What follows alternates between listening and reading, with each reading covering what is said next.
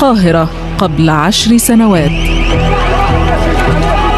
في يوم واحد بس القاهرة شافت دم كتير جدا. ناس بتقول مذبحة وناس بتقول فض اعتصام، لكن الحقيقة إن 14 أغسطس 2013 كان من أكتر الأيام دموية في تاريخ مصر الحديث. القصة ما بدأتش في رابعة، القصة بدأت يوم 3 يونيو 2013، عزل الرئيس محمد مرسي بعد مظاهرات 30 يونيو، والجيش أعلن خارطة طريق جديدة، لكن أنصار الرئيس مرسي رفضوا القرار ونزلوا اعتصام ضخم في ميدان رابعة العدوية وميدان النهضة.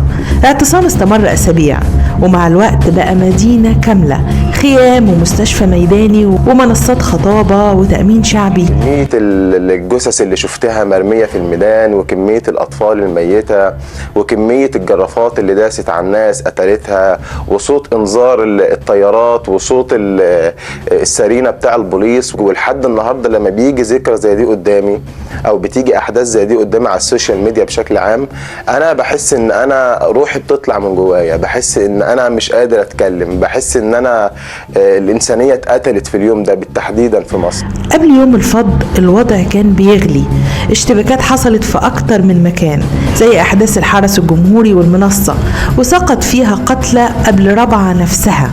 الدولة قالت إن الاعتصام فيه سلاح وتعطيل للطرق وخطر أمني. في المقابل المعتصمين قالوا اعتصام سلمي وهدفهم رجوع الرئيس مرسي.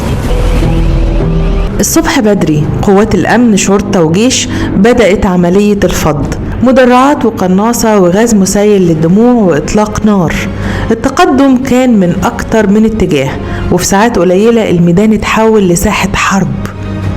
تقارير قالت إن تم استخدام الرصاص الحي بكثافة وسقوط أعداد كبيرة جدا من الضحايا.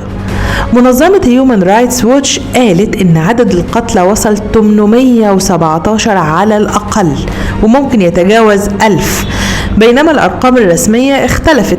وزارة الصحة قالت حوالي 600 ل 670 قتيل، الطب الشرعي قال 377 قتيل، المجلس القومي لحقوق الإنسان 632 قتيل.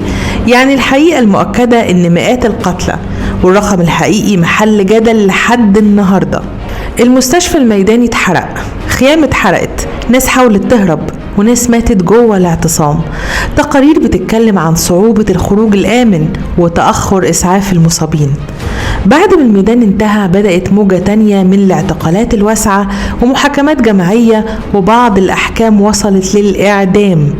وفي نفس الوقت حصلت عمليات عنف وهجمات ضد الشرطة بعد الأحداث. رابعة قسمت المصريين نصين، فريق شايفها مذبحة وقتل جماعي المتظاهرين، وفريق شايفها فض اعتصام مسلح كان لازم يحصل لاستعادة الأمن. ومن ساعتها القصة بقت جرح مفتوح، بس الحقيقة الثابتة اللي محدش يقدر ينكرها إن رابعة كانت مذبحة.